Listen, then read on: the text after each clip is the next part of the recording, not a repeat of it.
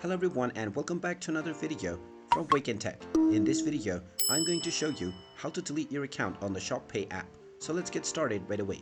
First of all, open up the ShopPay application on your device and then log into your account if you haven't done so already by using your credentials or your Google account. Now, once you're logged in and taken into the home page, tap on your profile icon at the bottom right corner if you wish to delete your account.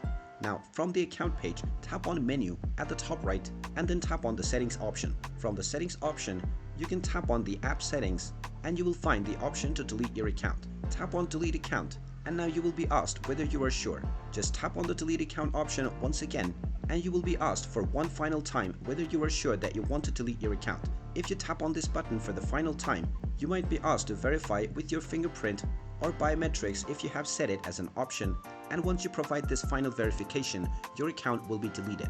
Now, if you wish to permanently delete your account, then you will need to make sure that you don't log in for at least a month. But if you wish to reactivate your account, before 1 month you can log back in and your account will be reactivated.